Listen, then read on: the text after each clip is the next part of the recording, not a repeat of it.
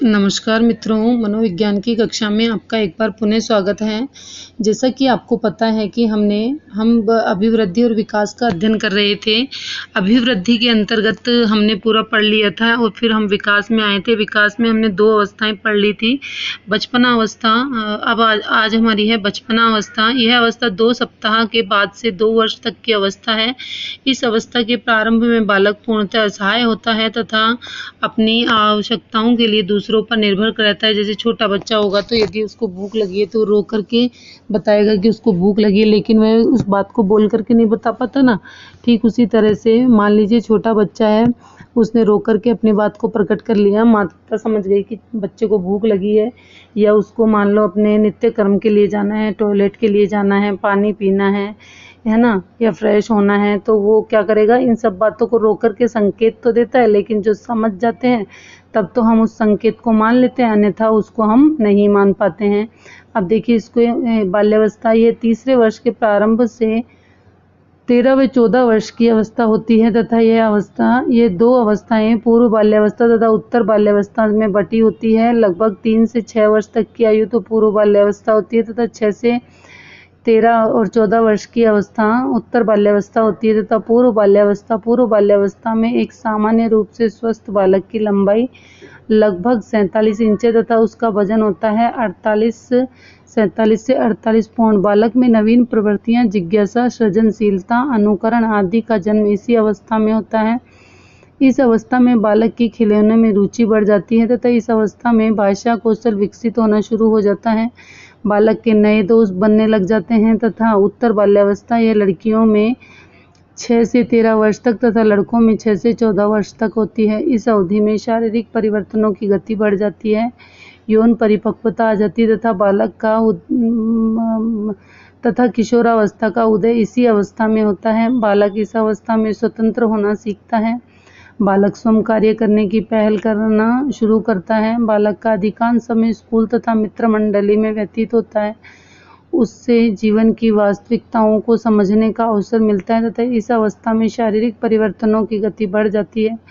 इसी कारण बच्चों में सेक्स और उससे संबंधित प्रश्नों के उत्तर जानने की उत्सुकता रहती है। वह संधि या पूर्व किशोरावस्था, इसका कुछ भाग उत्तर बाल्यावस्था और कुछ भाग किशोरावस्था में पड़ता है। लगभग 2 वर्ष तक उत्तर बाल्यावस्था और 2 वर्ष किशोर अवस्था में पड़ते हैं, अतः इस अवस्था को ओवरलैपिंग पीरियड भी कहते हैं। लड़की में यह अवस्था 11 से 15 वर्ष तक की अवस्था है तथा लड़कों में 12 से 17 वर्ष तक है। इस अवधि में बालक के जीवन में अस्थिरता, कौतूहल तथा नकारात्मक प्रवृत्तियां बढ़ जाती हैं। वह संबंधी अल्पकाय अवधि वाली अवस्था कि किस तरह से बालक व्यय भी करता है ना, खर्चे संबंधी अवस्था भी इसको माना गया है। ठीक है। किशोर अवस्था बाल जीवन की अंतिम अवस्था है तथा यह 14 से 15 वर्ष से लगभग 21 वर्ष तक की अवस्था है। लगभग 17 वर्ष तक की अवस्था पूर्व किशोर अवस्था कहलाती है। इसके बाद की अवस्था उत्तर किशोर अवस्था कहलाती है तथा इस अवस्था को स्वर्ण युग भी कहा जाता है। इस अवस्था में बाल जीवन खत्म हो जाता है तथा किशोर किशोरियों के समक्ष स्वयं की पहचान बनाने की चुनौती इसी अवस्था में आती है। किशोर किशोरियां अपने भविष्य को लेकर अक्सर द्वैसपन देखना शुरू कर देती है। संसार की प्रत्येक वस्तु में उन्हें अपना नया अर्थ दिखाई देने लगता है। तथा प्रौढ़ावस्था, इस अवस्था में व्यक्ति का शारीरिक विकास पूर्ण होकर रुक जाता है, परंतु व्यक्ति सामाजिक व मानसिक व आर्थिक विकास करता रहता है। विकास में होने वाले परिवर्तनों के प्रकार, आकार में परिवर्तन। यह परिवर्तन शारीरिक तथा मानसिक दोनों रूपों में प्रत्यक्ष रूप से दिखाई देता है। जैसे जैसे बालक में आयु बढ़ती है, वैसे वैसे बाह्य और आंतरिक अवयवों में भी वृद्धि होती है। मानसिक विकास के अंतर्गत शब्द भंडार, तर्क, स्मरण, कल्पना शक्ति, चिंतन शक्ति के प्रतिवर्ष विकास देखने को मिलता है तथा इस मानसिक विकास को बुद्धि परीक्षण के द्वारा मापा जा सकता है। अनुपात में परिवर्तन, बालक के सभी शारीरिक अंग एक साथ समान रूप से नहीं बढ़ते हैं। पुरानी आकृतियों का लोप, धीरे धीरे बालक की कुछ पुरानी आकृतियां होती हैं जिनका लोप हो जाता है। जैसे देखो, बालक के जैसे जैसे बालक बढ़ता है, उसके सीने में स्थित थाइमस ग्रंथि के पास स्थित पिनीरियल ग्रंथि धीरे धीरे लुप्त हो जाती है। नवीन आकृतियों की प्राप्ति, पुरानी आकृतियों के समाप्त होने के साथ साथ नवीन शारीरिक और मानसिक आकृतियों की प्राप्ति दिखाई देती है। नवीन आकृतियों की प्राप्ति परिपक्वता तथा अधिगम प्रक्रिया के फलस्वरूप होती है। बालक के विकास के कारण, बालक के शारीरिक और मानसिक विकास के निम्नलिखित दो प्रमुख कारण हैं। एक तो है परिपक्वता, एक तो क्या है, परिपक्वता है, ठीक है ना। और व्यक्ति के आंतरिक अंगों का परिपक्व होना तथा वंश परंपरा से प्राप्त गुणों का संपूर्ण विकास होना ही परिपक्वता है, ठीक है। परिपक्वता का अर्थ ये है कि जैसे मान लो किसी बच्चे के पेरेंट्स लंबे चौड़े हैं, ठीक है, जब वह बड़ा होगा तो वह उन्हीं के समान लंबा चौड़ा बन जाएगा। परिपक्वता का मतलब ये होता है कि वह अपनी आयु को पूर्णतः प्राप्त कर चुका है और अब शरीर को परिपक्व होना है ना, स्थूल होना है, ठीक है। व्यक्ति के आंतरिक विकास की प्रक्रिया ही क्या होती है, परिपक्वता होती है। अधिगम या सीखना, बालक वातावरण के साथ साथ सामंजस्य स्थापित करने के लिए उसके प्रति प्रतिक्रिया करता है तथा इस प्रतिक्रिया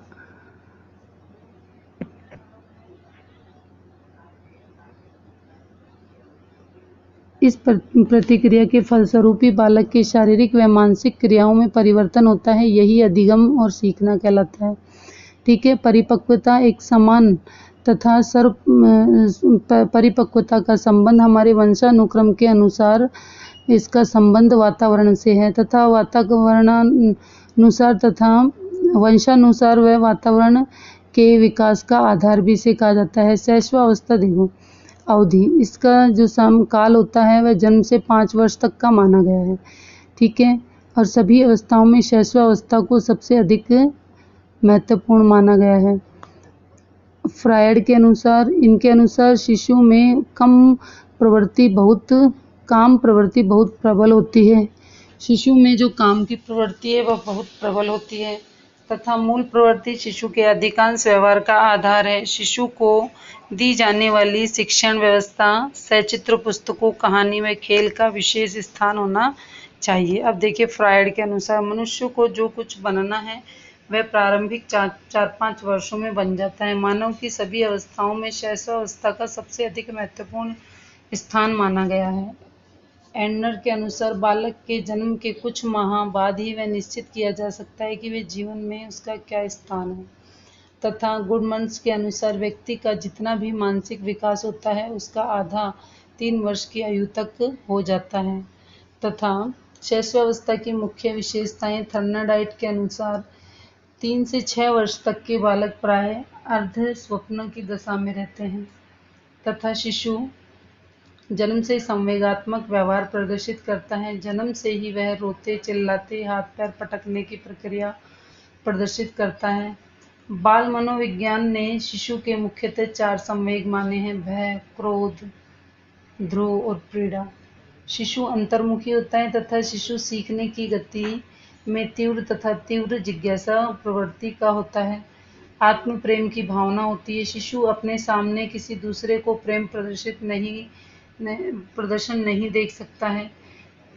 ऐसा होने से उसमें ईर्ष्या हो जाती है। बाल्यावस्था के अंतिम वर्षों में सामाजिक भावना का विकास प्रारंभ हो जाता है तथा वैलेंटाइन के अनुसार ये सीखने का आदर्श काल है। शैशवावस्था में जिज्ञासा की प्रवृत्ति के कारण ही शिशु अपने खिलौने आदि को पटकता है तथा मुंह में डालता है, उसे तोड़ता मरोड़ता है और विभिन्न तरीकों से उसे रखता है। इस अवस्था में शिशु में सीखने की प्रक्रिया का तीव्र विकास होता है तो वे बालक के सीखने का आदर्श काल होता है। शिशु अपनी विभिन्न क्रियाओं के द्वारा अपनी जिज्ञासा को शांत करने की चेष्टा करता है।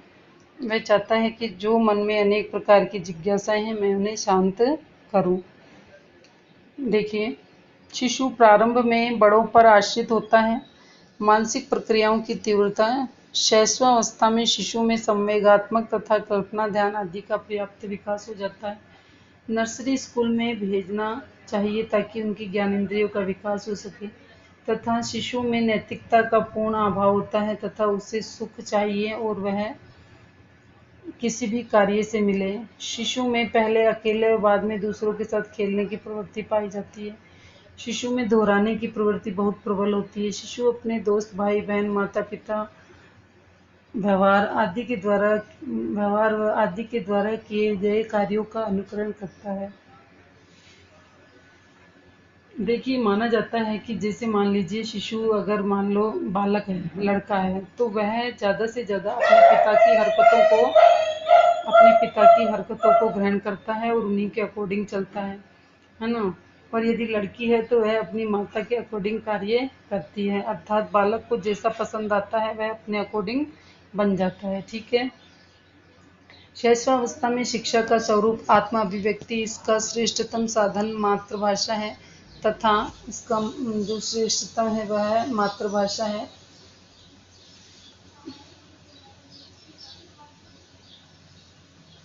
मातृभाषा है। शिशु को छोटी छोटी कहानियाँ, कविताएं सुनने और याद करवाएं तथा उनसे सरल